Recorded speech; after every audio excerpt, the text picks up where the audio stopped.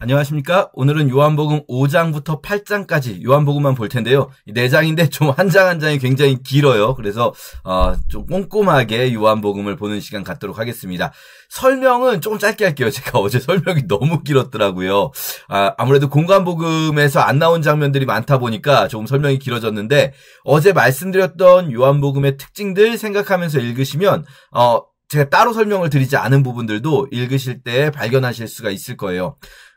요한복음의 특징 몇 가지 이제 기본적으로 정리해보면, 공간적으로 왔다 갔다 한다라는 부분, 그리고 절기가 강조된다. 어떤 절기에 일어난 사건들인지, 그리고 그걸 이 절기를 기준으로 구조를 짜보면 그 각 절기로 감싸여져 있는 이 한 문단이랄까요? 한 단락 안에 예수님의 설교 부분도 있고 기적 부분, 표적이 하나씩 들어가 있다. 그래서 이 절기의 의미 혹은 그 사건이 일어난 공간의 의미와 이 표적과 이 기적의 의미가 결합되어 있다. 이런 부분들 말씀을 드렸었어요. 그리고 요한복음은 그렇게 해서 어떤 의미를 전달하고자 하는가? 요한복음의 메시지는 이 땅에서 일어난 사건 이면에 영적 세계에서 어떤 일이 일어났던 것인가? 이것들을 전달하는데 요한의 목표가 있다. 이렇게 말씀을 드릴게요. 그래서 오늘 보시면요, 5장에 유대인의 명절이래요. 4장이 6월절이었잖아요. 4장 6월절이었는데 이번에 5장에 유대인의 명절이라고 하면은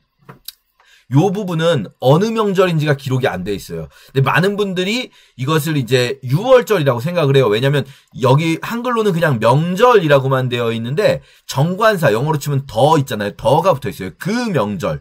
그 유대인의 명절 중에 그 명절 이렇게 붙여서 부를 만한 거는 2개입니다. 제일 중요한 명절. 우리도 뭐 4대 명절이 있지만, 우리나라 4대 명절 설날, 추석, 다음에 여러분 잘 모르시겠죠? 단오한식 있습니다. 이렇게 있지만 제일 중요한 거는 어느 나라나 비슷해요. 연초에 있는 거 하나랑 연 중간쯤에 있는 거 하나. 설, 추석 이런 느낌으로 유대인들도 해를 시작하는 6월절이 있고요. 그리고 중간에 7월에 티시리월에 초막절이 있어요. 6월절, 초막절이 제일 큰 절기예요. 나머지 절기들에 비교했을 때. 그런데 6월절, 초막절 둘 중에 하나일 텐데, 그 명절 이렇게 부를 정도면. 근데 그 중에서도 제일 더 중요한 거 하나를 꼽으라고 하면 6월절이에요. 그래서 이것도 6월절일 가능성이 높다. 그리고 특히 요한복음에는 다른 절기들은 초막절 한번 나오고 수전절 한번 나오지만, 크게 보면 6월절이 제일 많이 나와요. 6월절이 요거 빼고, 요 부분은 불확실하니까 빼도 6월절이 3번 나옵니다.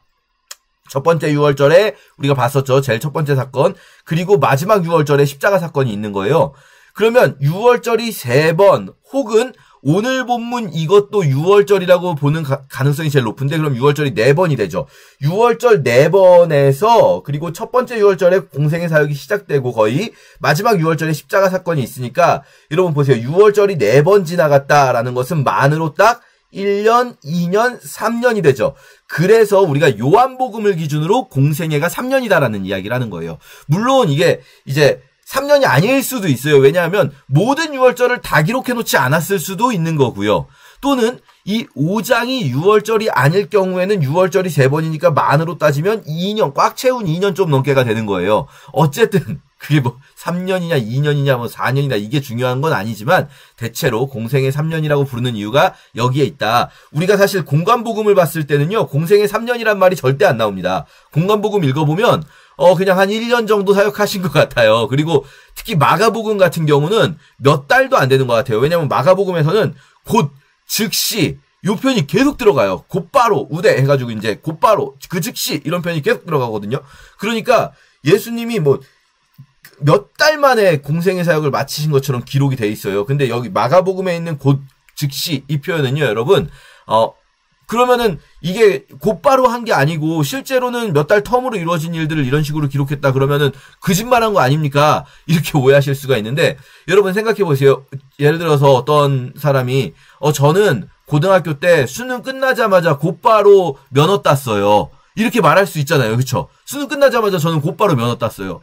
근데 생각해보면 지금 과거를 회상할 때는 그렇게 곧바로라고 말하지만, 실제로 그럼 수능 시험장에서 나와서 바로 면허 시험장 가서 면허증 받아온 걸까요? 아니죠. 수능 시험 끝나고 면허학원 알아보고 면허학원 몇 주 다니고, 옛날엔 또 몇 주였잖아요. 지금은 짧은데 면허학원 몇 주 다니고 시험 봐서 한참 있다가 그 면허증이 나왔겠죠. 그러면은 적어도 몇 달 정도 텀이 있는 건데 과거를 회상하는 사람이 곧바로라는 말을 할 때는 어떤 의미일까요?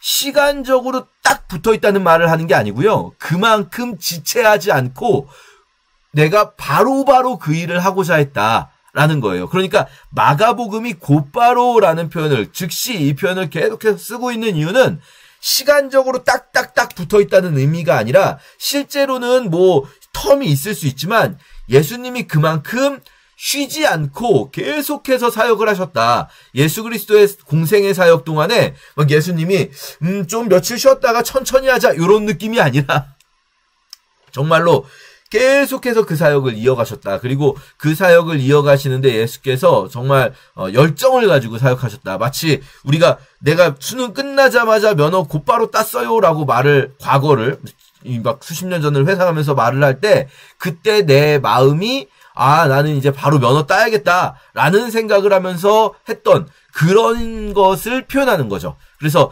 결코 마가복음이 막 즉시했다고 해서 시간적으로 붙어있지 않아도 괜찮다. 그 성경을 해석하는데 문제가 없다. 그리고 요한복음하고 이 마가복음이 서로 다른 이야기를 하고 있는 게 아니다. 이런 것들을 기억해 주시면 좋겠고요. 제가 왜 자꾸 이런 말씀을 드리냐면 어제도 그렇고 요한복음과 공관복음이 팩트가 충돌하는 것처럼 자꾸 해석하시면서 요한복음의 이 표현들은 왜곡한 거다. 실제 있었던 사건이 아니라 신학화시켜서, 그러니까 점점 시간이 흐르면서 예수님이 점점 더 그냥 우리와 함께 계셨던, 이 땅에 인간으로 계셨던 예수님의 모습보다는 하나님으로서의, 신으로서의 예수 그리스도를 강조하기 위해, 이걸 조금 어려운 표현으로, 여러분 좀 어려운 신학책 같은 거 보시면 고기독론이라고 불러요. 높은 기독론. 하나님으로서의 예수를 강조하는 그리스도 이론인 거죠. 그리스도에 대한 이론, 기독론 이렇게 부르는데, 이 고기독론을 강조하기 위해서 이 역사를 왜곡했다. 이렇게 이제 주장하시는 분들이 있는데 그렇게 볼 수 없습니다. 충분히 조화가 가능하고요. 이거는 읽는 사람이 어떤 선입견, 그러니까 내가 이 글을 읽기 전에 어떤 입장을 가지고 있냐에 따라서 사실 읽으면서 전혀 다르게 해석이 가능해요. 둘 다. 상대적으로 공관복음이 저기독론, 그러니까 인간으로서의 예수를 강조했다면 요한복음은 하나님으로서의 예수를 강조합니다. 오늘 본문을 보셔도 예수 그리스도께서 하나님을 아버지로 부르시고 자신이 하나님의 아들임과 심지어 나중에는 이제 하나님과 자신을 동일시하시는, 오늘 내일 다음 주에 읽을 본문에서는 그렇게 나오기도 하거든요. 그래서 우리가 이 부분을 같이 보면 좋겠어요. 자, 요한복음 오늘 읽을 부분 먼저 이 절기들을 보시면 5장은 어느 명절, 6월절 가능성은 높지만 6장은 이제 명절이 끝났으니까 갈릴리로 가셨죠. 그리고 갈릴리 지역에서 유대인의 명절인 6월절이 가까워요. 이러면 여러분이 그냥 아무 생각 없이 읽으실 수도 있지만 하는 생각을 해야 돼요. 왜냐하면 6월절에는 원래 예루살렘에 가셔야 되거든요. 안 가셨다는 거예요. 6월절을 갈릴리 바다 근처에서 지키셨다는 거예요. 6월절을. 근데 이때 큰 무리가 따르죠. 우리가 이거는 오병이어 사건이거든요. 이게 이 오병이어 사건에서 큰 무리가 오는 이유, 예수님께서 6월절인데 예루살렘을 안 가신 이유, 공관복음하고 연결해서 생각하면 우리가 추측할 수가 있어요. 뭡니까? 침례 요한의 죽음과 연결되어 있어요. 공관복음은 오병이어 사건 직전에 침례 요한의 죽음을 말하거든요. 그러니까 요한이 죽으면서 요한을 따르던 이들이 유대 지역을 떠나게 되고, 그리고 유대 지역을 떠나 방황할 때 예수를 찾아오게 되는 거예요. 그들이. 그런데 예수님도 6월절에 왜 안 갔는가, 예루살렘에? 그게 이제 요한의 죽음 이후에 분위기가 있어요. 초막절, 7장은 초막절이거든요. 근데 여기 보시면 7장에 예수님께서 아직은 안 올라갈 거다라는 말씀을 하세요. 그리고 은밀히 올라가세요. 왜 그런가? 지금 아직 내 때가 아니다. 내 때가 아직 이르지 않았다라고 말씀하시면서 초막절에 안 가려고 하시거든요. 왜냐하면 지금은 죽이려 하기 때문이에요. 유대인들이. 예수님께서 유대로 가시지 않고 갈릴리에 계시다라는 게 이제 6장 부분부터, 그러니까 오병이어 사건 이전에 있었던 침례 요한의 죽음부터 그 분위기가 이어지고 있다라는 거죠. 자, 우리가 오늘 이제 8장까지는 이 초막절 부분, 요 초막절에 있었던 일이 8장, 9장까지 쭉 이어지거든요. 그래서 오늘 읽을 부분은 6월절에 있었던, 혹은 6월절인지 알 수 없는 어느 명절에 있었던 사건 5장, 6장에 6월절에 있었던 오병이어 사건, 그리고 7, 8장의 초막절 사건. 그러면은 각각의 절기 단락마다 표적이 하나씩 들어간다고 말씀드렸죠. 물론 이제 이 초막절에 있었던 표적은 오늘 우리가 읽는 장면이 아니라 내일 장면에 나와. 실로암 맹인. 이게 이제 초막절 사건하고 연결되어 있거든요. 같은 단락 안에. 그래서 오늘은 크게 보면은 3개의 절기 단락을 보는데 그 중에 2개의 절기 단락은 완결되면서 그 안에 표적들이 있다라는 것까지 볼 수가 있어요. 자, 우선 첫 번째 어느 명절 이 부분은 왜 절기 이름을 안 썼을까 생각해보면 절기의 의미와 영적 의미와 그리고 그때 일어난 사건의 의미, 표적의 의미를 연결시켜서 영적으로 어떤 의미인지를 해석한다고 했잖아요. 근데 절기의 의미보다는 다른 걸 강조하고 싶은 것 같아요. 여기서는요. 대신에 장소가 특정돼요. 예루살렘에 있는 양문 곁에 히브리 말로 베데스다라고 하는 못이 있었다. 요 장소가 특정되죠. 그러니까 절기의 의미보다는 장소의 의미와 사건의 의미를 연결시키고자 하는 게 있는 것 같아요. 자, 이 사건 많은 분들이 아시는 베데스다에서 이 물이 흔들릴 때 그때 제일 먼저 들어가는 사람이 어떤 병이든 치료를 받는다라는 소문이 있었는데 여기 보시면 여러분 가로로 돼 있죠. 여기 물의 움직임을 기다리니 이는 천사가 이렇게 어떤 병에 걸렸는지 낫게 됨이라 요거 가로로 돼 있죠. 요렇게 돼 있고 여러분 성경책 아래에 보시면 뭐라고 돼 있냐면 고대사본에는 이 구절이 없음이라고 돼 있어요. 그러니까 이거는 뭐냐면 원래는 여기가 원본에 없는 내용인데 읽다 보면 이 사람이 무슨 말하는지가 좀 이해가 안 돼요. 요걸 빼놓고 읽으면 이 사람이 왜 자기를 물에 넣어달라고 하지? 물이 움직일 때 왜 넣어달라고 하지? 라는 생각이 들거든요. 그때 당시에 이런 소문이 있었다라고 지금 주석처럼 필사자가 그걸 적어 놓은 거예요. 주석처럼. 근데 이게 이제 성경 본문 안으로 이렇게 들어오게 되는 거죠. 그래서 이거는 원문은 아니다. 그런데 그럼에도 불구하고 괄호 열고 이걸 기록해 놓는 이유는 이게 있어야 후대 사람들은 모르니까요. 그 당시의 상황을. 그 당시의 상황을 아는 사람들은 이거를 충분히 해석할 수가 있는데 후대 사람들은 모르기 때문에 이 설명을 넣어놓고 대신에 각주 처리했다라고 말씀드릴 수가 있겠고요. 이건 아마 실제는 아니었을 가능성이 높다고 봅니다. 저는 실제로 물이 움직일 때 뭐 치료가 된다 이거 하나님의 방식이 아니라는 생각이 들고요. 이게 그 당시에 있었던 소문이었을 것이다 라고 보는 게 자연스러운 것 같아요. 자, 어쨌든 이 베데스다 병자 베데스다라는 장소는요. 베데스다 베이트 헤세드 합쳐서 베이트 헤세드 베데스다가 되는 거거든요. 베데스다 이렇게 그러니까 베이트를 줄이면 벳이 돼요. 베세메스 뭐 베들레헴 다 그 벳으로 시작하잖아요. 이게 베이트 집이라는 뜻이에요. 집. 그리고 헤세드 그러면은 자비 긍휼을 베품 이런 거예요. 실천하는 사람 같은 느낌이에요. 헤세드는 긍휼을 베품 자비. 그러면은 베데스다 이름이 너무 좋잖아요. 이 긍휼을 베푸는 집, 자비의 집 이런 뜻이거든요. 그럼 여기에 가면은 정말 모두가 막 나에게 자비를 베풀어 줄 것 같잖아요. 어려운 사람이 가면 날 도와줄 것 같잖아요. 그리고 실제로도 여기에 이런 소문까지 있대요. 어떤 병이든 낫는다. 너무나 은혜롭지 않습니까? 헤세드의 집이죠, 정말로. 그런데 실제로는 거기서 예수님이 가셨는데 어떤 일이 벌어집니까? 거기에 38세 된 병자가 있는데 아무도 자기를 도와주지 않는다고 막 투덜거리고 있어요. 예수님은 그냥 네가 낫고자 하느냐 한마디 하셨는데 네가 낫고자 하느냐 그러면 낫고 싶습니다 이러면 되잖아요. 근데 이 사람은요 무슨 막 구구절절 말을 해요. 이런 사람들을 언제 볼 수 있냐면요 여러분 쌓인 게 많은 사람들 그동안 쌓인 게 많은 사람들은요 이 손대면 톡하고 터질 것만 같은 그대가 돼 있어가지고 말 한마디 걸면 막 구질구질 막 다 얘기를 해요. 내가 그동안 진짜 어떻게 인간들이 이럴 수가 있냐. 나는 못 움직인 데가 38년이나 일했는데 누가 좀 나를 도와줘야 되는 거 아닙니까? 막 이럴 수가 있단 말이죠. 38회. 이 요한은 숫자를 그냥 쓰지 않거든요. 요한의 숫자는 대부분 다 상징적이에요. 특히 7이 많이 사용되는데 38은 도대체 무슨 숫자일까? 요거 조금 애매해요. 예를 들면 153마리가 나중에 잡히잖아요. 21장에서 물고기가. 그럼 153 이런 것도 분해해 보면은 9의 제곱 더하기 3의 제곱 뭐 이렇게 27 더하기 81 아니죠. 9의 제곱 더하기 3의 제곱이 아니라 어떻게 되죠? 갑자기 제가 헷갈리네요. 근데 어쨌든 간에 12의 제곱 12의 제곱 더하기 3의 제곱 9죠. 그러니까 완전수 그리고 하나님의 수를 제곱해서 더하면은 144 더하기 9가 돼가지고 153 이렇게 되거든요. 굉장히 숫자를 다 상징적으로 쓰고 있어요. 그런데 38이라는 숫자는 요거는 뭘까? 이거 좀 애매해요. 근데 성경에서 38이 나오는 게 딱 한 번 나오는데 그게 뭐냐면 이스라엘 백성들이 가데스 바네아를 떠나서 광야 생활을 38년 동안 광야를 뺑뺑뺑 돌아요. 그래서 38년을 지나 모압 평지에 도착하거든요.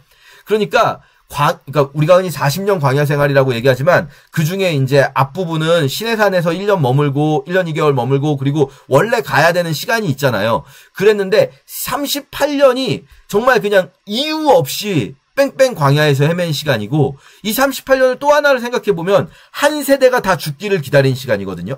그러면 그냥 한 세대가 지나갈 만큼의 긴 시간 그리고 이유 없이 잃어버린 시간 뭔가 그런 시간으로 해석을 할 수 있을 것 같아요. 이 38배 얼마나 긴 시간인가. 한 세대가 죽을 만큼 사라질 만큼 긴 시간 동안 병자가 있었는데 사람들이 도와주지 않아요. 이게 무슨 놈의 베이트 헤세드의 집입니까? 이런 생각이 드는 거죠. 그리고 요때에 요 사건으로 인해서 무슨 일이 벌어지냐면 이 안식일 치유 사건으로 유대인들과의 충돌이 일어나요. 그러면 이 베데스다가 말씀하시고자 하는 것은 무엇인가? 유대인들 성전을 중심으로 한 유대인들의 신앙이 바로 가짜 은혜의 집이다. 가짜 자비의 집이다라는 거예요. 그들이 겉으로는 번드르르하게 우리는 베데스다야 자비의 집이야 말하지만 사실 이 베데스다는요. 예수님 오시기보다 한 150년 넘게 전에 지어진 곳으로 보이거든요. 그러면 처음에는 공용시설로 굉장히 좋게 지어놨을 거예요. 멋지게 행각도 막 만들고. 그런데 이게 100명 정도 지나니까 이제는 노숙인들이 모여있는 지금 실제로 이 병자들이 모여있으면 이 병자들이 모여있으면 냄새가 엄청 날 거예요. 노숙인들이잖아요 사실상. 그러면은 여기에 다른 사람이 이 물 뜨러 가겠습니까? 아닐 거예요. 이 물 사람들 뜨지 않는 거예요. 예수님 시대에는요 베데스다 말고도 이 공공물 저장고들이 여럿 있습니다. 그러니까 베데스다는 이제 노숙인들이 점령한 시설처럼 돼서 막 냄새가 나고 안 올 거예요, 사람들이. 근데 양문 곁에 있잖아요. 양문이 예루살렘 성의 문 앞마다 광장이 있어서 그 광장에서 시장이 형성되고 시장에서 파는 물건대로 문의 이름이 불려진다. 어문은 그래서 지중해 쪽에서 오는 물고기를 비롯한 지중해 이 무역품들이 파는 곳이 어문이다 말씀드렸죠. 레바논 방향 북서쪽을 향해 있는 문 어문. 양문은 양이 팔린다는 거예요. 이 시장에서. 양이 팔리는 시장 뭘까요? 양고기 먹으려고 할 수도 있지만 성전 옆에 붙어 있는 거예요. 양이 팔리는 시장. 성전 옆에 붙어 있는 문이 양문인데 그러면 성전은 높은 곳에 성전산에 있고 그 낮은 곳에 물 저장고는 낮은 곳에 있어야겠죠. 물이 아래로 고여야 되니까. 낮은 곳에 베데스다가 있어요. 유대인의 명절이 되니까 사람들은 다 어디로 갈까요? 예루살렘에서 성전으로 갔겠죠. 그런데 예수님은 그 성전으로 수많은 사람들이 가는데 예수님은 낮은 곳 베데스다를 향하셨어요. 그리고 그곳에서 이 38년 된 병자를 고쳐주셨어요. 그런데 그걸 가지고 이 높은 곳 성전에 있는 유대인들은 예수님한테 당신 왜 안식일에 사람 고쳐줬어? 라는 거예요. 이 베데스다라는 이름. 그러면서 사실은 사람들을 네가 한번 보여봐라. 성의를 보여봐라. 1등 해봐라. 네가 믿음 좋은 거 보여봐라. 그럼 고쳐줄게. 라고 말하는 유대교에 대한 비판. 그리고 하나님의 진짜 은혜가 어떻게 임하는가라는 것을 보여주는 사건이 이 베데스다 사건이겠죠. 그러면서 예수님께서 이 사건을 통해서 논쟁을 하는 유대인들과 논쟁을 하는 장면 5장에 이어지고요. 그리고 6장에서는 갈릴리로 가셨다가 아까 말씀드렸죠. 이번에는 갈릴리에서 유월절을 지내세요. 여기서 오병이어 사건이 있죠. 그런데 요한복음의 오병이어 사건은요. 이 공간복음의 오병이어 사건이 강조하는 것과 조금 다른 지점을 강조하게 돼요. 그게 6월절에 있었던 사건이라는 것을 보여줌으로써 강화됩니다. 자, 물론 이 아이가 가지고 온다는 것도 의미가 있어요. 이것도 요한복음에만 있으니까. 그런데 많은 분들이 이 부분에 많이 주목을 하게 되는데 이것도 의미 있지만 이거보다 사실 더 중요한 거는요. 이 일이 6월절에 일어났다는 거예요. 6월절이 어떤 절기입니까, 여러분? 죽음의 사자가 넘어가고 그날 밤에 이스라엘 백성들이 출애굽을 하죠. 출애굽을 해서 쭉 걸어가다가 막힙니다. 뭐에 막히죠? 물에 막히죠. 홍해가 갈라지는 사건이 시간상으로 어떤 시점에 있었을까요? 여러분 출애굽기에서. 이거 영화 보신 분들, 이집트 왕자 보신 분들은 낮에 있었다고 오해하시는데 밤이에요. 밤에 있었다고 나와요. 출애굽기에는. 근데요, 여러분, 이 오병이어 사건 이후에 예수님께서 제자들에게 가는 요 사건, 배를 타고 물 위를 걸으시는 사건, 이게 밤에 있어요. 어두울 때 있어요. 그리고 요 사건을 지나서 건너가신 다음에 예수님의 설교가 뭐가 나오냐면요, 하늘에서 준 떡, 광야의 만나 설교가 나와요. 6월절이 출애굽 때 그 홍해를 건너기 전에부터 시작되는 사건이잖아요. 6월절 사건 직후에 출애굽을 하고 홍해를 건너고 만나를 먹는데 지금 그 순서로 되어 있다라는 거예요. 예수님이 떡을 주신 후에 바다 위를 걸으시고 밤에, 그리고 만나에 관한 설교를 하시죠. 자, 오병이어 사건을 요한복음에서는 뭘 강조하고 싶으냐면 예수 그리스도께서 진정한 세상의 떡이다. 광야에서 먹었던 만나, 하늘에서 온 음식, 이것은 지금 예수 그리스도를 예표하는 예수 그리스도의 그림자인 거예요. 그러면 그 진짜 지금도 우리가 먹을 수 있는 만나, 지금도 우리에게 계신 만나는 예수 그리스도다. 예수 그리스도가 우리에게 주신 하늘의 음식이다. 라는 걸 강조하고 싶은 거죠. 자, 앞부분에서 너무 짧게 한다고 해놓고 길어졌는데요. 빨리빨리 또 가겠습니다. 이제 초막절이 됐는데 유대인들이 죽이려 하기 때문에 이렇게 드러내놓고 다니지 않으려고 해요. 그러니까 형제들이 또 무시해요. 아니, 당신이 형제들이니까 사실 당신이라고 말하기보다는 뭐 네가 뭐 이렇게 말했겠죠. 아마 이 형제들은 친형제들이 아니라 이 사촌 형제들 뭐 이런 사람들이었을 것 같기는 해요. 왜냐면 예수님의 친형제들은 예수님이 맏이기 때문에, 첫째이기 때문에 동생들이니까 동생들이 이렇게 따지지는 못할 것 같거든요. 어쨌든 여기를 떠나 유대로 가라. 왜 당신 나타나기를 구하면서 묻혀서 일하냐. 당신 메시아라면서 그리스도라면서 왜 이렇게 숨어서 다니냐. 자신을 세상에 나타내라. 요게 모르겠어요. 이게 그냥 정말 좋은 마음으로 하는 말처럼 읽을 수도 있기는 한데 제 생각엔 그게 아니라 약간은 비꼬는 말일 것 같아요. 왜냐면은 이렇게 말하는 이유가 예수를 믿지 않기 때문에다라고 말을 하고 있잖아요. 믿지 않기 때문에. 만약에 예수께서 진짜로 그리스도라고 믿으면서 요 말을 한다면 읽을 때 뉘앙스를 당신 그리스도 메시아 맞으시니까 가서 드러내십시오. 이렇게 말하는 것처럼 들리지만 믿지 않으면서 말한다는 거는 이거는 아니 뭐 메시아라면서 숨어 다니냐. 대놓고 해 대놓고 이렇게 말을 하는 것 같아요. 그런데 예수님께서 내 때가 이르지 않았다. 세상이 나를 너희는 미워하지 않지만 나를 미워한다. 라고 하시면서 너희는 명절에 올라가라. 나는 안 가겠다 하시고는 사실은 은밀히 가세요. 은밀히. 안 가겠다 해놓고 은밀히 가세요. 네, 근데 요 부분 세상이 나를 미워한다. 세상이 악하다고 증언함이라. 요게요. 나중에 15장에 가서는 어떻게 되냐면요. 제자들에게 세상이 너희를 미워한다고 말씀하세요. 세상이 너희를 미워한다. 그게 뭐냐면 예수를 닮아가는 거예요. 제자들이 이제 공생의 3년이 끝나는 시점에서 15장이 이제 마지막 고별 설교거든요. 고별 설교에 세상이 너희를 미워한다. 원래 7장에서는 세상이 나를 미워한다 하셨거든요. 예수님을 따라가는 거예요. 예수님을 따라간다고 할 때 좋은 것만 따라가는 거 아닙니다, 여러분. 무슨 뭐 세상에서 이득되는 것만 따라가는 게 아니라 예수님이 세상에서 미움받으셨잖아요. 그럼 그 길도 따라가는 거예요, 제자들이. 자, 그렇게 이제 초막절에 가서 유대인들과 논쟁을 하시고요. 성전에서 숨어서 다니는 것 같지만 우리가 이런 생각을 하실 수 있어요. 읽으시면서 아니 대놓고 논쟁을 하는데 위에서는 숨어서 갔다고 하면서 왜 대놓고 논쟁을 하지? 이게 이상한 거 아니라고 생각을 하실 수 있는데 이거는 그냥 사실 그냥 추측할 수밖에 없습니다. 상상을 하는 거예요. 상상, 맥락을. 아마도 이럴 것 같아요. 예루살렘으로 가는 길이 위험할 수 있을 것 같아요. 예수님께는. 예루살렘에 도착해서 백주대낮에는 예수님을 어쩌지 못해요. 왜냐하면 예수님이 대놓고 뭘 잘못하는 게 아니고 그리고 백주대낮에는 논쟁을 통해서 예수가 잘못했다는 것을 증명해야 되는데 이 논쟁으로는 져요. 유대인들이. 유대인들이 논쟁으로는 지는데 그러니까 어떻게 합니까? 예루살렘에서 백주대낮에는 치지 못하지만 갈릴리에서 예루살렘으로 가는 길 이게 위험할 수 있기 때문에 이게 은밀히 가신 게 아닌가 이런 상상을 좀 하면서 읽으면 이게 맞을지 아닐지는 모르고요. 그냥 추측입니다. 추측. 그런 상상을 하면서 읽으면 맥락이 좀 자연스럽게 연결이 될 수가 있다. 하겠고요. 느끼셨을지 모르겠는데 제가 공관복음에 비해서 요한복음이 늦게 쓰여진 것을 보여주는 대표적인 그 외에도 몇 가지 더 있지만 대표적인 예 중 하나가 유대인들이라고 카테고리를 만들고 있다는 거잖아요. 공관복음 읽으실 때 잘 기억해 보시면요. 이렇게 예수를 공격하러 오는 자들을 유대인들이라고 부르지 않아요. 예수를 공격하러 오는 자들을 바리새인들, 사두개인들, 서기관들, 율법학자들 이렇게 말해요. 왜냐? 유대교 안에는요. 다양한 카테고리가 있어요. 원래 유대교 안에 분파가 다르고 자기들끼리 사이가 안 좋아요.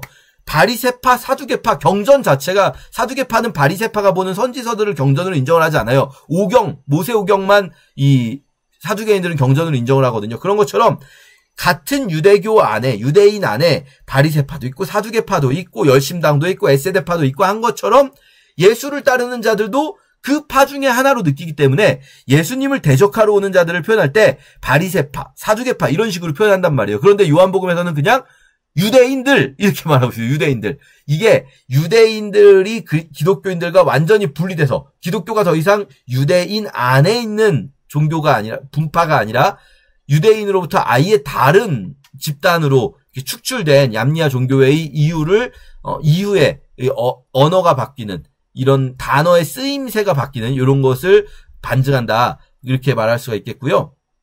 7장에서도 계속 논쟁이 이어져요. 백성들을 가르치시는데 이런 사건이 이루어지는데 요 두 가지 사건 7장 8장을 읽으실 때 요거 하나만 생각해 볼게요. 초막절하고 연결돼 있다.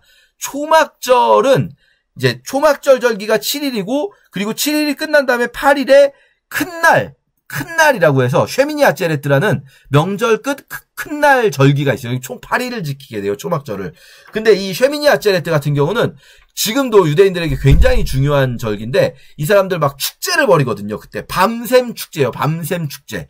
이 밤샘 축제 때 성전에 큰 초대형 메노라가 있어서 그 큰 우리로 치면 가로등처럼 큰 횃불들을 쫙 켜고 거기서 밤샘 축제를 하거든요.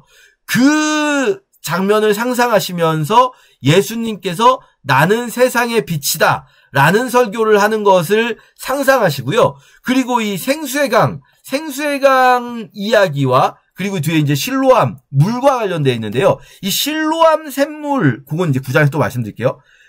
실로암 샘물을 퍼다가 성전에 부으면서 초막절이 어떤 절기냐면요. 6월절이 이 니산월 6월절이 봄이 오는 절기인데 이게 건기가 시작되는 거예요. 우기가 끝나고 건기가 시작되고요. 6월절에 초막절에 건기가 끝나고 우기가 시작돼줘야 돼요. 티시리월에.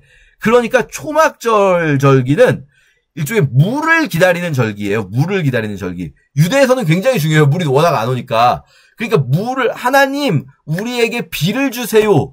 비를 준비해 주세요라는 것을 원래 초막절의 의미는 그게 아닌데 원래 초막절의 의미는 광야 생활을 기억하는 절기인데 광야에서 우리를 먹이신 주님이시잖아요.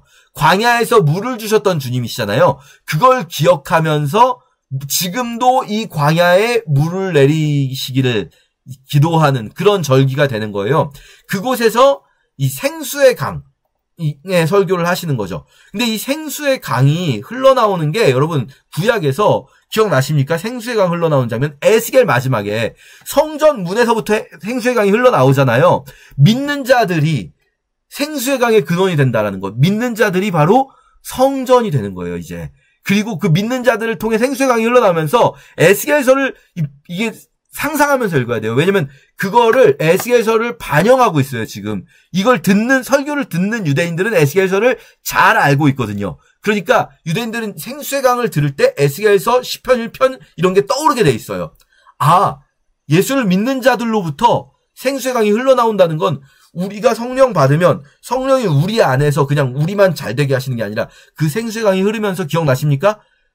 그 강이 지나는 곳마다 나무가 열리고 열매가 맺고 꽃이 피고 그 강이 지나는 곳마다 죽은 땅이 살아나다가 궁극적으로 그 강이 사해 바다로 가서 사해가 살아나서 물고기가 잡히는 이 세상이 살아나는 예수를 믿는 자들이 성령을 통해서 그 예수를 믿는 자들에게 성령을 주셔서 이 성령께서 생수의 강이 흘러가도록 온 세상을 변화시키는 자들로 성전으로 사용하실 거다. 이렇게 이 초막절의 비의 이미지, 물의 이미지와 합쳐서 설명을 하고 있고요. 그리고 마지막 그 아침에 다시 성전으로 들어오시잖아요. 이게 쉐미니 아체레트 다음날 아침인 거예요. 밤새도록 이 뭐랄까요? 빛의 축제를 즐긴 그들에게 그날 아침에 이런 일이 벌어지는 거죠. 그러면서 예수님께서 이 여인에게 하시는 말씀, 이 생명의 빛이 되는 것, 이런 것들을 우리가 이 초막절 절기의 이미지와 함께 읽으시면 좋겠습니다. 제5장. 그 후에 유대인의 명절이 되어 예수께서 예루살렘에 올라가시니라. 예루살렘에 있는 양문 곁에 히브리 말로 베데스다라 하는 못이 있는데 거기 행각 5이 있고 그 안에 많은 병자, 맹인, 다리 저는 사람, 혈기 마른 사람들이 누워 물의 움직임을 기다리니 이는 천사가 가끔 못에 내려와 물을 움직이게 하는데 움직인 후에 먼저 들어가는 자는 어떤 병에 걸렸든지 낫게 됨이러라. 거기 38해 된 병자가 있더라. 예수께서 그 누운 것을 보시고 병이 벌써 오래된 줄 아시고 네가 낫고자 하느냐? 주여, 물이 움직일 때에 나를 못에 넣어주는 사람이 없어 내가 가는 동안에 다른 사람이 먼저 내려가나이다. 일어나 네 자리를 들고 걸어가라. 그 사람이 곧 나아서 자리를 들고 걸어가니라. 이날은 안식일이니 유대인들이 병 나은 사람에게 안식일인데 네가 자리를 들고 가는 것이 옳지 아니하니라. 나를 낫게 한 그가 자리를 들고 걸어가라 하더라. 너에게 자리를 들고 걸어가라 한 사람이 누구냐? 고침을 받은 사람은 그가 누구인지 알지 못하니 이는 거기 사람이 많으므로 예수께서 이미 피하셨습니다. 그 후에 예수께서 성전에서 그 사람을 만나 이르시되 보라, 네가 나았으니 더 심한 것이 생기지 않게 다시는 죄를 범하지 말라. 그 사람이 유대인들에게 가서 자기를 고친 이는 예수라 하니라. 그러므로 안식일에 이러한 일을 행하신다 하여 유대인들이 예수를 박해하게 된지라. 예수께서 그들에게 이르시되 내 아버지께서 이제까지 일하시니 나도 일한다. 유대인들이 이로 말미암아 더욱 예수를 죽이고자 하니 이는 안식일을 범할 뿐만 아니라 하나님을 자기의 친아버지라 하여 자기를 하나님과 동등으로 삼으심이라라. 그러므로 예수께서 그들에게 이르시되 내가 진실로 진실로 너희에게 이르노니 아들이 아버지께서 하시는 일을 보지 않고는 아무것도 스스로 할 수 없나니 아버지께서 행하시는 그것을 아들도 그와 같이 행하느니라. 아버지께서 아들을 사랑하사 자기가 행하시는 것을 다 아들에게 보이시고 또 그보다 더 큰 일을 보이사 너희로 놀랍게 여기게 하시리라. 아버지께서 죽은 자들을 일으켜 살리심같이 아들도 자기가 원하는 자들을 살리느니라. 아버지께서 아무도 심판하지 아니하시고 심판을 다 아들에게 맡기셨으니 이는 모든 사람으로 아버지를 공경하는 것 같이 아들을 공경하게 하려 하심이라. 아들을 공경하지 아니하는 자는 그를 보내신 아버지도 공경하지 아니하느니라. 내가 진실로 진실로 너희에게 이르노니 내 말을 듣고 또 나 보내신 이를 믿는 자는 영생을 얻었고 심판에 이르지 아니하나니 사망에서 생명으로 옮겼느니라. 진실로 진실로 너희에게 이르노니 죽은 자들이 하나님의 아들의 음성을 들을 때가 오나니 곧 이때라. 듣는 자는 살아나리라. 아버지께서 자기 속에 생명이 있음같이 아들에게도 생명을 주어 그 속에 있게 하셨고 또 인자됨으로 말미암아 심판하는 고난을 주셨느니라. 이를 놀랍게 여기지 말라. 무덤 속에 있는 자가 다 그의 음성을 들을 때가 오나니 선한 일을 행한 자는 생명의 부활로 악한 일을 행한 자는 심판의 부활로 나오리라. 내가 아무것도 스스로 할 수 없노라. 듣는 대로 심판하노니 나는 나의 뜻대로 하려 하지 않고 나를 보내신 이의 뜻대로 하려 함으로 내 심판은 의로우니라. 내가 만일 나를 위하여 증언하면 내 증언은 참되지 아니하되 나를 위하여 증언하시는 이가 따로 있으니 나를 위하여 증언하시는 그 증언이 참인 줄 아노라. 너희가 요한에게 사람을 보내매 요한이 진리에 대하여 증언하였느니라. 그러나 나는 사람에게서 증언을 취하지 아니하노라. 다만 이 말을 하는 것은 너희로 구원을 받게 하려 함이니라. 요한은 켜서 비추이는 등불이라. 너희가 한때 그 빛에 즐거이 있기를 원하였거니와 내게는 요한의 증거보다 더 큰 증거가 있으니 아버지께서 내게 주사 이루게 하시는 역사, 곧 내가 하는 그 역사가 아버지께서 나를 보내신 것을 나를 위하여 증언하는 것이요 또한 나를 보내신 아버지께서 친히 나를 위하여 증언하셨느니라. 너희는 아무 때에도 그 음성을 듣지 못하였고 그 형상을 보지 못하였으며 그 말씀이 너희 속에 거하지 아니하니 이는 그가 보내신 이를 믿지 아니함이라. 너희가 성경에서 영생을 얻는 줄 생각하고 성경을 연구하거니와 이 성경이 곧 내게 대하여 증언하는 것이니라. 그러나 너희가 영생을 얻기 위하여 내게 오기를 원하지 아니하는도다. 나는 사람에게서 영광을 취하지 아니하노라. 다만 하나님을 사랑하는 것이 너희 속에 없음을 알았노라. 나는 내 아버지의 이름으로 왔음에 너희가 영접하지 아니하나 만일 다른 사람이 자기 이름으로 오면 영접하리라. 너희가 서로 영광을 취하고 유일하신 하나님께로부터 오는 영광은 구하지 아니하니 어찌 나를 믿을 수 있느냐? 내가 너희를 아버지께 고발할까 생각하지 말라. 너희를 고발하는 이가 있으니 곧 너희가 바라는 자 모세니라.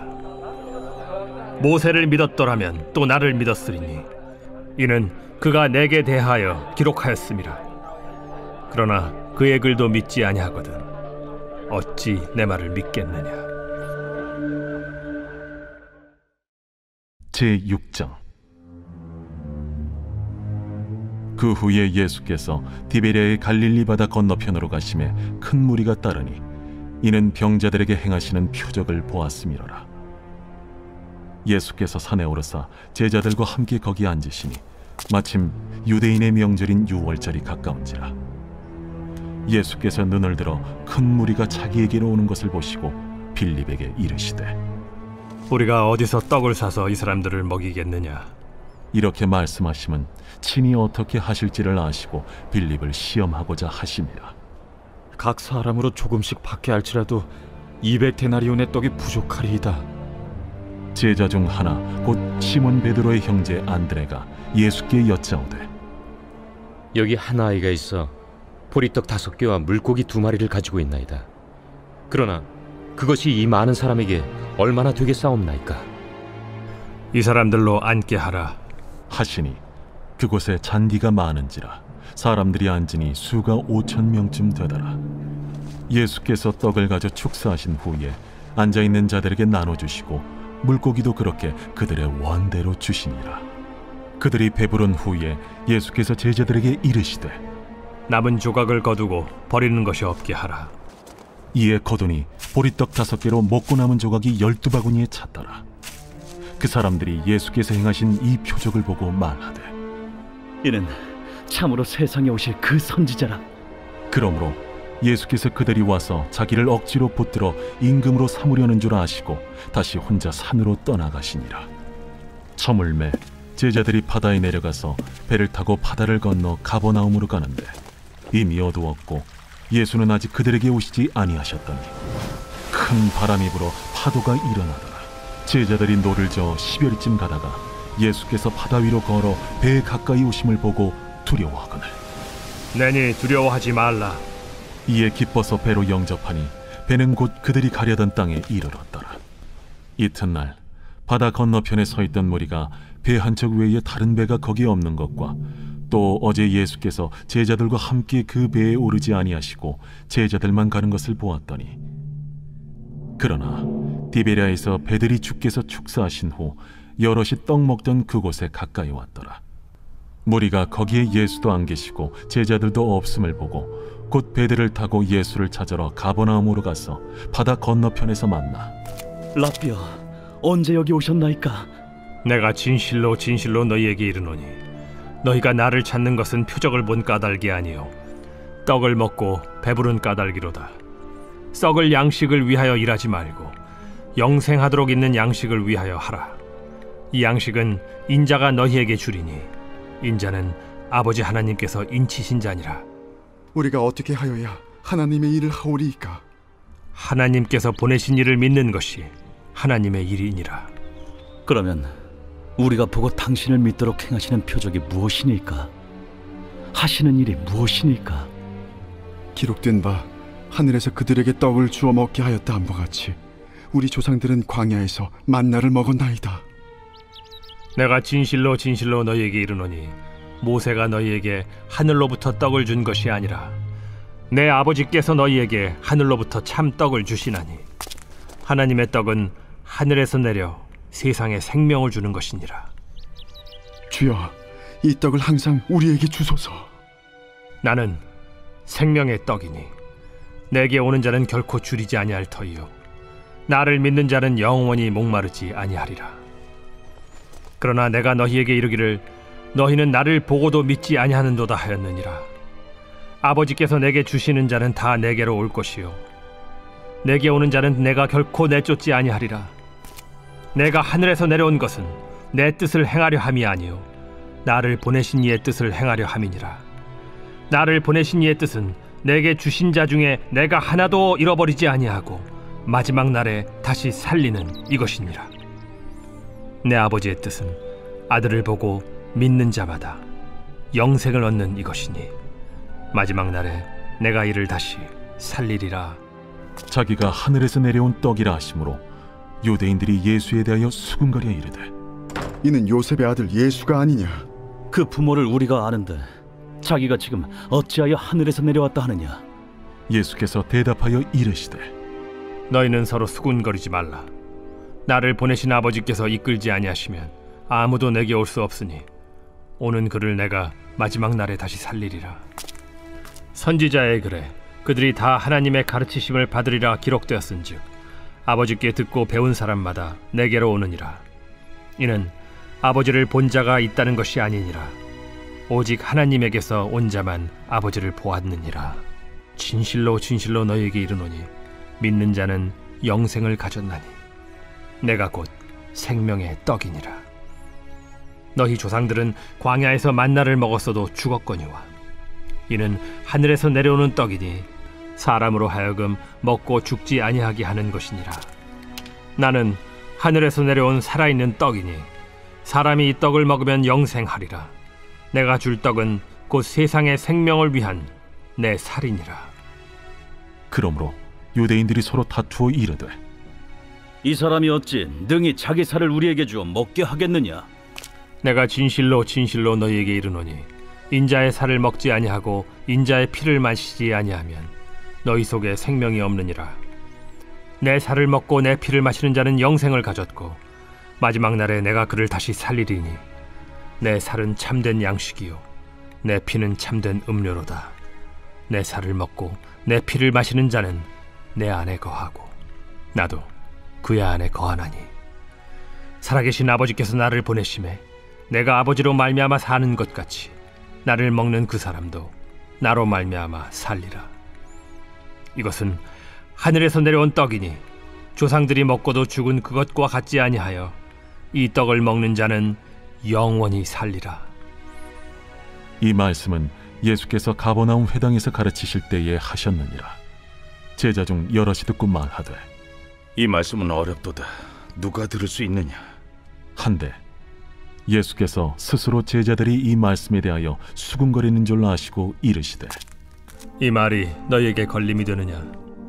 그러면 너희는 인자가 이전에 있던 곳으로 올라가는 것을 본다면 어떻게 하겠느냐? 살리는 것은 영이니 육은 무익하니라.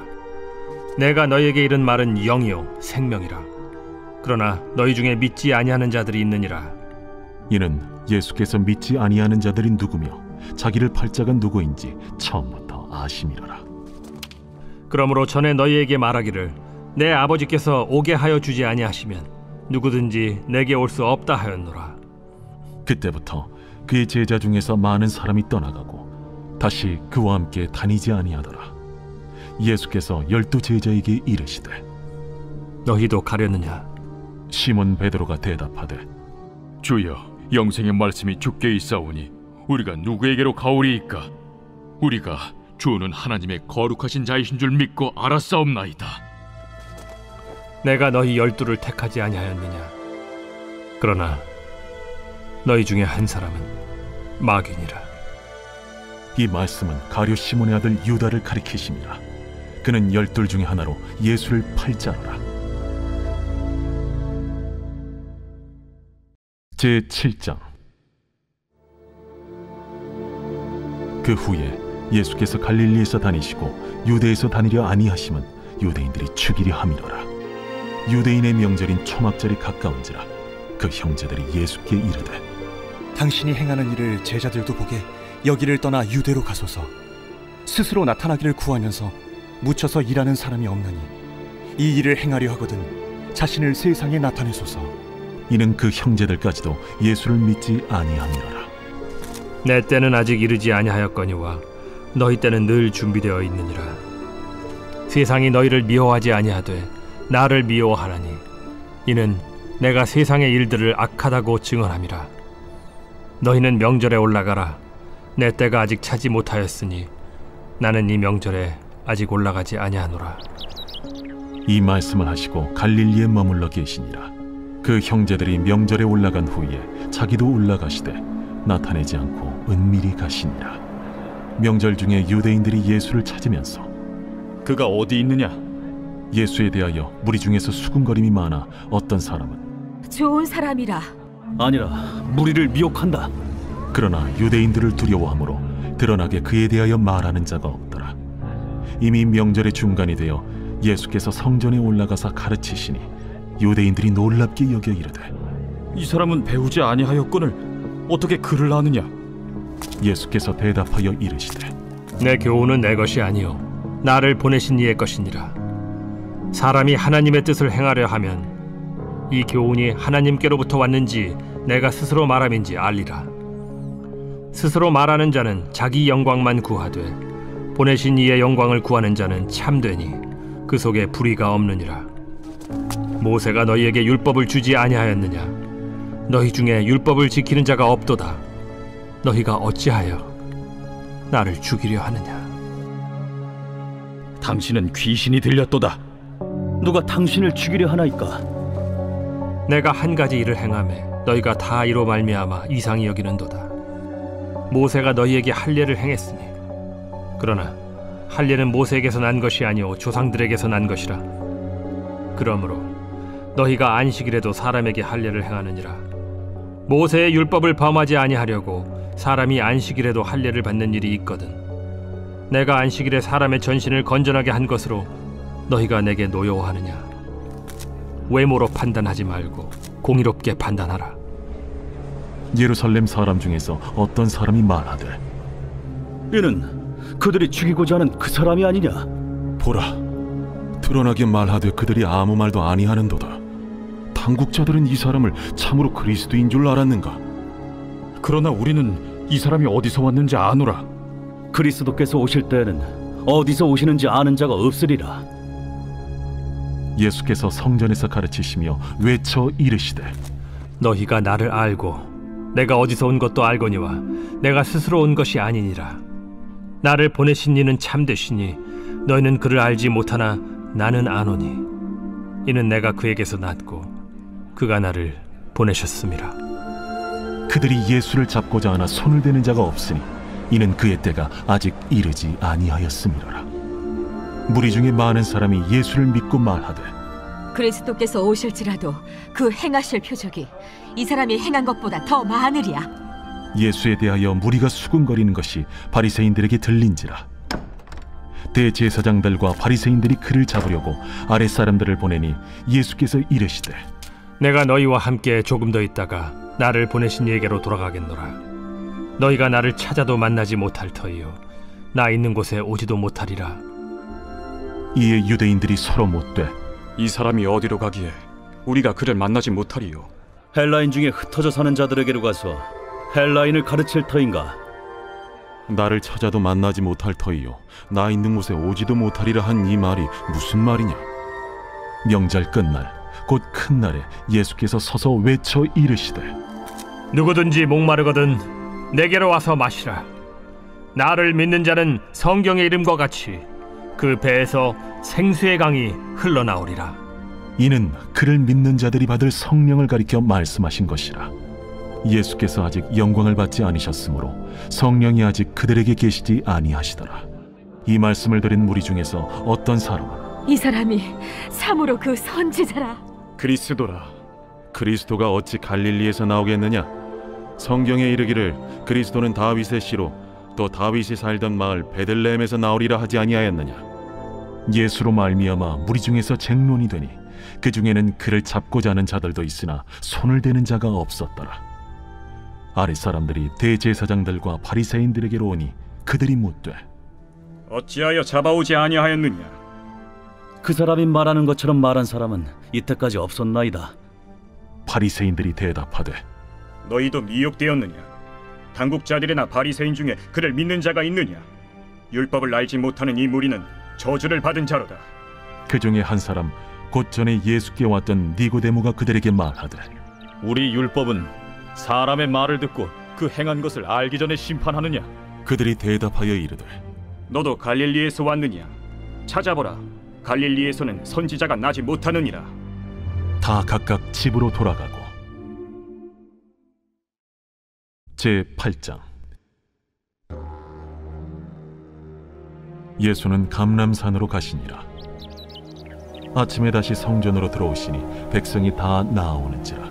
앉으사 그들을 가르치시더니 서기관들과 바리새인들이 음행 중에 잡힌 여자를 끌고 와서 가운데 세우고 예수께 말하되 선생이여, 이 여자가 간음하다가 현장에서 잡혔나이다. 모세는 율법에 이러한 여자를 돌로 치라 명하였거니와 선생은 어떻게 말하겠나이까? 그들이 이렇게 말하면 고발할 조건을 얻고자 하여 예수를 시험함이로라. 예수께서 몸을 굽히사 손가락으로 땅에 쓰시니 그들이 묻기를 맞이아니하는지라. 이에 일어나 이르시되 너희 중에 죄 없는 자가 먼저 돌로 치라. 다시 몸을 굽혀 손가락으로 땅에 쓰시니 그들이 이 말씀을 듣고 양심의 가책을 느껴 어른으로 시작하여 젊은이까지 하나씩 나가고 오직 예수와 그 가운데 섰는 여자만 남았더라. 예수께서 일어나사 여자 외에 아무도 없는 것을 보시고 이르시되 여자여, 너를 고발하던 그들이 어디 있느냐? 너를 정죄한 자가 없느냐? 주여, 없나이다. 나도 너를 정죄하지 아니하노니 가서 다시는 죄를 범하지 말라. 예수께서 또 말씀하여 이르시되 나는 세상의 빛이니 나를 따르는 자는 어둠에 다니지 아니하고 생명의 빛을 얻으리라. 바리새인들이 이르되 네가 너를 위하여 증언하니 네 증언은 참되지 아니하로다. 내가 나를 위하여 증언하여도 내 증언이 참되니 나는 내가 어디서 오며 어디로 가는 것을 알거니와 너희는 내가 어디서 오며 어디로 가는 것을 알지 못하느니라. 너희는 육체를 따라 판단하나 나는 아무도 판단하지 아니하노라. 만일 내가 판단하여도 내 판단이 참되니 이는 내가 혼자 있는 것이 아니오 나를 보내신 이가 나와 함께 계심이라. 너희 율법에도 두 사람의 증언이 참되다 기록되었으니 내가 나를 위하여 증언하는 자가 되고 나를 보내신 아버지도 나를 위하여 증언하시느니라. 네 아버지가 어디 있느냐? 너희는 나를 알지 못하고 내 아버지도 알지 못하는도다. 나를 알았더라면 내 아버지도 알았으리라. 이 말씀은 성전에서 가르치실 때에 헌금함 앞에서 하셨으나 참는 사람이 없으니 이는 그의 때가 아직 이르지 아니하였음이로라. 다시 이르시되 내가 가리니 너희가 나를 찾다가 너희 죄 가운데서 죽겠고 내가 가는 곳에는 너희가 오지 못하리라. 유대인들이 이르되 그가 말하기를 내가 가는 곳에는 너희가 오지 못하리라 하니 그가 자결하려는가? 너희는 아래에서 났고 나는 위에서 났으며 너희는 이 세상에 속하였고 나는 이 세상에 속하지 아니하였느니라. 그러므로 내가 너희에게 말하기를 너희가 너희 죄 가운데서 죽으리라 하였노라. 너희가 만일 내가 그인 줄 믿지 아니하면 너희 죄 가운데 죽으리라.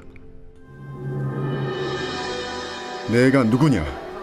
나는 처음부터 너희에게 말하여 온 자니라. 내가 너희에게 대하여 말하고 판단할 것이 많으나 나를 보내신 이가 참되심에 내가 그에게 들은 그것을 세상에 말하노라. 그들은 아버지를 가리켜 말씀하신 줄을 깨닫지 못하더라. 너희가 인자를 든 후에 내가 그인 줄을 알고 또 내가 스스로 아무것도 하지 아니하고 오직 아버지께서 가르치신 대로 이런 것을 말하는 줄도 알리라.